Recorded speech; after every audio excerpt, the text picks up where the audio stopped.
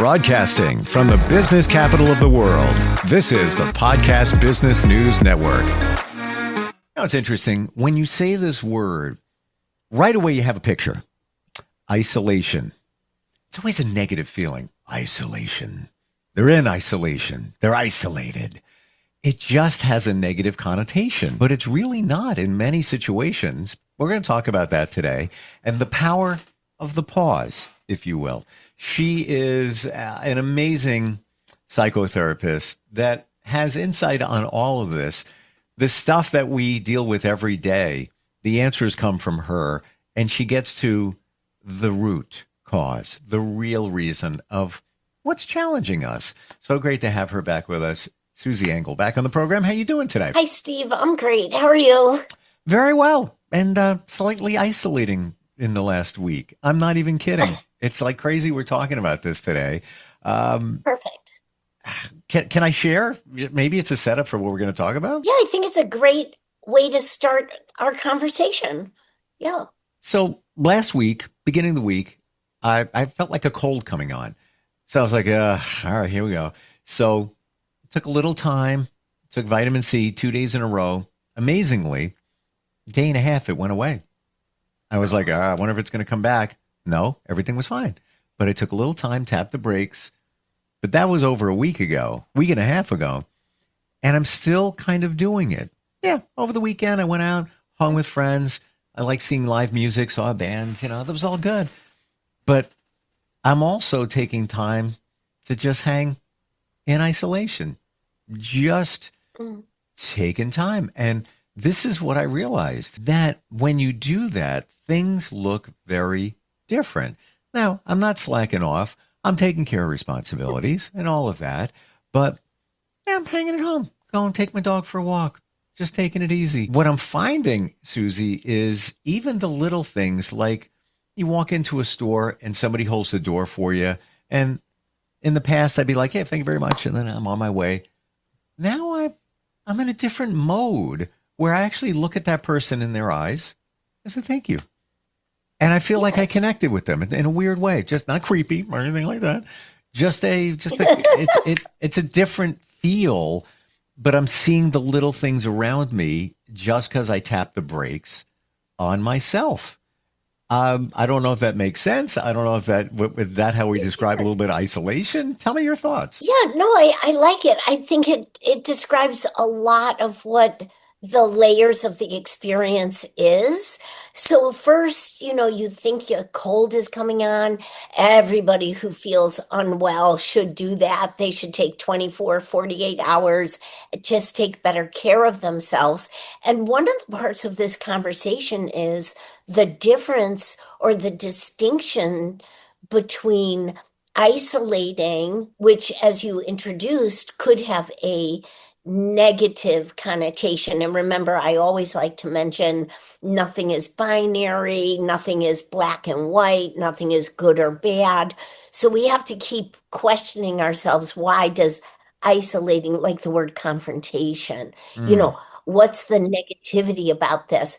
Well, then you take time off. The difference between isolating and self-care is part of this conversation.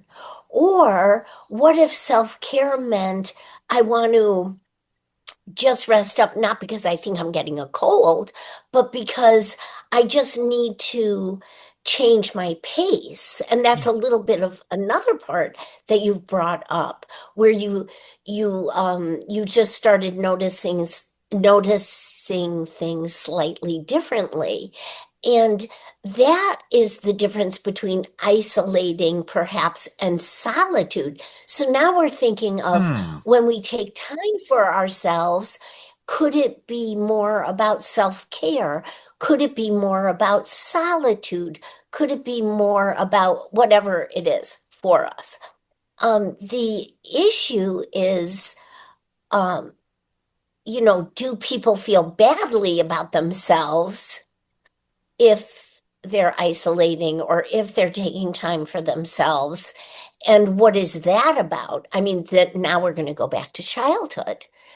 Are we Mm, supposed to be always running and earning and producing? And, the buzzword now with young people, probably because of Chat GPT and the internet, is performative. We have to be performative. Um, mm, it's very sad. But the thing is, this is a very important issue. So you isolated to prevent further illness and spreading illness, and then you started saying, whoa, it kind of perpetuated. So it sounds to me like there's like a little inner conflict. oh, that's Like, interesting. Okay, give me. What do you think? Describe the inner conflict that you think might be there. so, and I'm not picking on you. I'm No, just no, no. bringing it up because it's a great conversation. Is, well, if I isolate and then it takes me time to just get back on track, do people start judging themselves? If I'm isolating or doing the self-care, we can use any of these words, but isolating really is a little bit different than self-care. Isolating is different than solitude. Isolating is like not connecting with people. So we also Hmm, have to observe what words are we using to describe hmm, our go-to of what yeah, we're doing. And I very rarely say I'm isolating because I'm not. I'm still a connecting person, but I may need time to myself. yeah. That's And exactly that's what it how, is. We use the word yeah. isolating, but it's I was on the phone last night with somebody for like 45 minutes. It's not like I'm like in a bubble, stay away, or anything like that. Gonna go hang out with some of my friends tonight. He cooked on over the weekend for the holiday, and he's got extra food. He's like, guys, you want to come by? I'm like, yeah, what the heck? Why not? So Great, I'm not. I'm great. just doing less. But here's the thing. Which is different. Yeah. Okay. Here's the thing. Yeah. I look at it and I say, is everything okay? Like, is this okay to do? Um, I'm getting everything done. Actually, I'm getting more done because now I'm delving into projects that I wouldn't normally be doing because I'd be hanging out with somebody or whatever it might be. But I do take a look at it and I was like, is this okay? Like, yeah, I guess it is. Yeah. Everything's getting done. Everything's cool. I'm, processing, thinking ahead, all of that. It's just different. And I wrote this down. And I don't know where I heard this in my notebook of wisdom from people like you, or it just popped in my head. Nice. Quiet is the beginning of the cure, Oh, that's very, no, that's very good. That's very reflective. right? And don't we use that word in so many of our conversations? One of the cornerstones to handling life or coping or being in a window of tolerance is regulating ourselves. Hmm. So you're saying quieting, regulating ourselves. I like that. I like that a lot. That's really, really beautiful. But the questioning, I think it's interesting. There's a little, I'm not saying you personally, Steve, but for people who change their pace because of whatever reasons, for people who slow down, for people who quiet themselves, that questioning, am I doing something wrong? Should I be doing something else? When those types of questions come up, I think it's very important to realize where that might stem from. And like I said, it may go back to childhood where we're always earning grades, earning affection, earning Mm. approval, which we shouldn't have to. We I, should not have I'm to be I'm going doing to that. excuse me. I'm going to write that down. That is In your journal, in your record book. we're always earning because you're right. I never even thought about that. And so when we slow down, My it gosh. becomes, and that's why I mentioned guilt at the start of this conversation, because I think a lot of people feel badly if they're taking good care of themselves. Well, you got to get over that, myself included. Like and I don't feel badly about that. I used to. Oh my gosh, yes. Maybe some guilt there. But when you're in a different mode, then you wonder, well, is everything is this good? Like being in this mode? But then I looked at it, for a hot second. I was like, well, I'm doing a little bit less, with others. And then I was like, well, it's actually really good. Like I look forward to it. Like That's good. like Yeah. today, yeah, I'm hoping it's going to warm up a little bit more. I would like to take a little walk with my dog, or go for a jog. The thing that we're always earning, that thought, it's so true though. When you think about it, what are those things? Approval, trust, of course, money, still part of it. You're still earning. What are some of the other things that we're programmed to always be earning? Well, and I think it's a misstep because if bottom line is if we're resolved about ourselves, or you said get over it. I don't I don't particularly use those words with anybody, but getting through whatever might hinder us Hmm. or cause us to feel badly about healthy things, assessing ourselves is very different than feeling badly about taking good care of ourselves. Assessing, like, wow, this feels different, Yeah, feels that's healthy actually, to constantly be assessing ourselves sure. in a sound way. Um, but in terms of what are we earning, if everyone in the world, because of personal development, could earn fulfillment, inner fulfillment, could earn satisfaction with themselves and gratification in connecting with others. Hmm. If people could really get in that groove of it starts within us and then exudes out of us, wouldn't it be a different society? When you said the person opened the door and I was slowing down and I made eye contact and said, thank you, and you probably hung there long enough for the person to say, my pleasure, you And know? but there was an exchange of, call it, energy at for a second, where most people, we don't look at each other in the eye. Some might think I don't want to be that creeper, but it was just and then I It's got a habit of it's not. but it's the way it should be. That's the way it should be. But we've gotten away from that because of the hustle, the bustle. I am fixated on the earning, and it's Oh, not in yeah, a yeah. So let's go back. Yeah. it's not. I don't mean it in a. I don't think it's a positive thing for us. That's why I'm bringing it up. We're Yeah, I agree programmed with you. to earn, I got to earn their trust. You know, the hell with that. I'm trustworthy. I'm honest. If you don't trust me, go pound salt. that's your Well, that's your problem. it's and let's just keep this cohesive, because if you start this conversation and say, I started to assess myself, hey, what's going on? Is it right? Is it wrong? Is it good? Is it bad? Whatever the assessment is. And then we're getting into this part of the conversation that we're also geared to earn people's approval, earn this, Yes. earn that. Yes. And I like what you're saying, because if somebody doesn't acknowledge us, it says more about that person than it does about you or me. If if somebody doesn't trust me, it's about that person's history That's my and point. that person's history with trust. And I agree with you.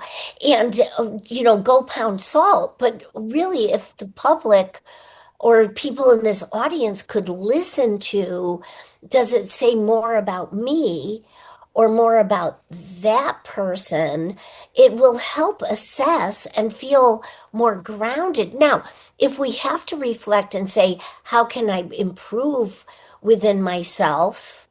That's a great thing too. So I'll discover maybe there's a weakness, maybe there's a link I have to strengthen. Maybe I have trauma that I have to recover from. Maybe I'm reactive because of unsolved or resolved trauma.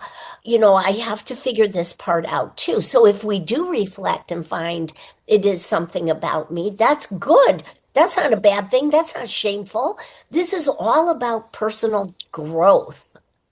And Hmm. what could be bad about growing? But if we're feeling, if you worry that, well, I hope they trust me.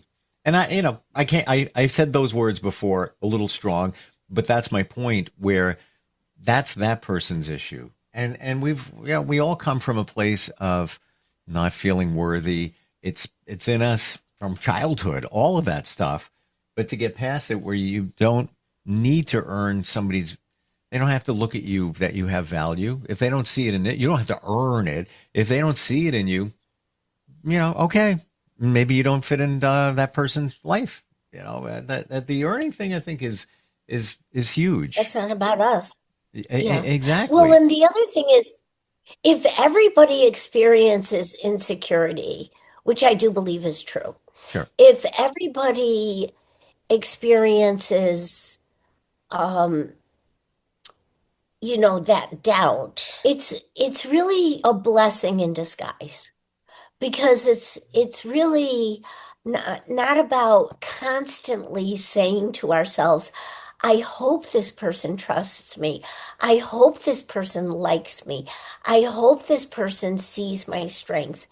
It's just information to tell us we have work to do to resolve our own things, to get through this. Yep. So insecurity does not become debilitating. So, and we've talked about this too, that if everybody is a child, which any person is, they're going to experience attachment wounds, which is why there's a hinge, a touch here, a touch there of insecurity, or a boatload of insecurity, depending on our experiences. Been there, done that. Yes, I We get it. just have to work it through, but it doesn't mean that it's about other people approving of us. Well, that's just it. It's and I lived it. Like, worried about what people think and all of that. And now I don't mean this in a negative way, but I don't really care anymore. I'm just going to do my thing, and if that aligns with somebody else, then that's great. If not, then it's not meant to be in terms of this connection. So how would you reword I don't care anymore? How would you put it back to I am this now, or I am more of this? Not I don't care anymore. I see where you're going with that. Yeah. Okay. Yeah. Because that's the wording. That's the wording we need to hear, or the audience needs to hear, is not like I don't care. I don't care what people's opinions are, because that's a little bit I don't know what. But what's the other way to phrase that? Well, you flip it, and one could say, I've realized in my journey that I'm a good person. I'm resilient, trustworthy, do the right thing, love and care about others. And that's, it's like you define who you are and you stay in your lane. And if other people want to be in that lane of the expressway, the highway, then cool. If not, they can go on the other lane and drive past you. That's it. I.e., that's the I don't care. But it's like, if they don't, that's on them. It's just as well. And also it's just as well, because if it's going to set up a dynamic of bringing up old stuff, or a dynamic of triggering some sort of rejection or something, it's just as well that the other person passes you by. Mm-hmm. But the point is, if we are solid in knowing we are good, we are growing every day, then we feel comfortable with solitude. We feel comfortable with self-care. And as well, we feel comfortable being out in the world and being with people, or being with a lot of people, or being with a few people, wherever it is. It gives us comfort within ourselves, which is security. Mm-hmm. And Yes. the simplest way is, if we feel right about ourselves, everything else is okay. In the journey of realizing these things, I believe when you said comfort, that comes from also confidence. You feel better about yourself once you have a better strong and feeling of yourself, where you got you, as opposed to what do they call it? It's The codependence thank of you. needing somebody's. I couldn't think of Yeah. it. Yeah, codependence. Yeah. Where you think you need somebody else. Yeah, that'd be great too. But Or it's somebody else's approval. like now. Well, I mean, it's nice to have people, but we don't have to be dependent on that Right. for our value. And That's even, what the difference is. I have a friend, and we have run in the same circles, and many times he's like, "Hey, you want to drive together?" And I'm different now. I'm like, "No, I'm good. I got things going on." I'm like, I don't. Why? Because I like to crank my music and sing and do silly too. phone calls or whatever. I won't worry about somebody else, like that in the passenger seat. Just like, do I always go solo driving somewhere? No. But there are times where I do want to. And I find I find it fun. Yeah.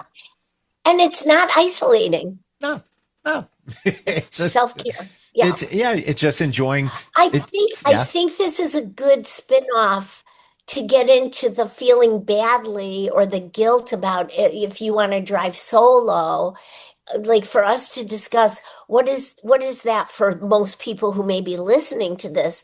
If that gets into the guilt, and that is when somebody, and we mentioned codependence, you were getting at it. It's so true. It's like the problem with that, and this is next week, I think. Yep. But we'll decide. Is it our job to take care of other people's feelings, or is it our job to first prioritize and take care of ourselves? Well, hold that So if thought. I want to drive alone, Right. and crank up the music, good for me. But initially, when that person would ask, and they kind of talk a lot, and let me think.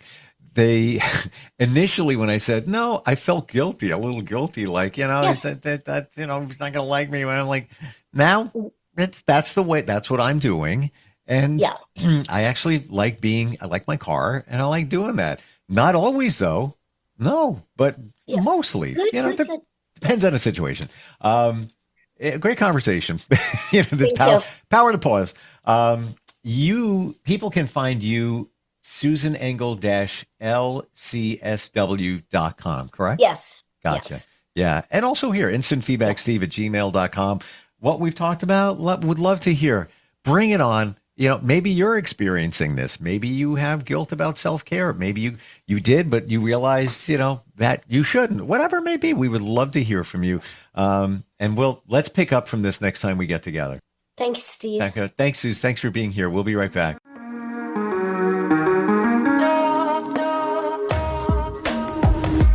Broadcasting from the business capital of the world, this is the Podcast Business News Network.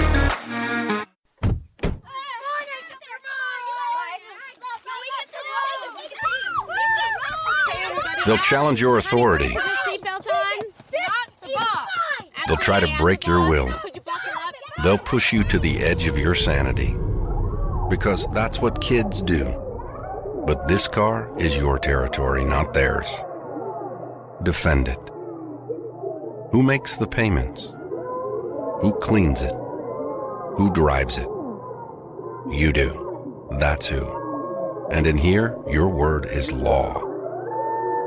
So when you say you won't move until everyone's buckled up, you won't budge an inch. Until you hear that click. Never give up until they buckle up. A message from the National Highway Traffic Safety Administration and the Ad Council. For more information, visit safercar.gov/kidsbuckleup.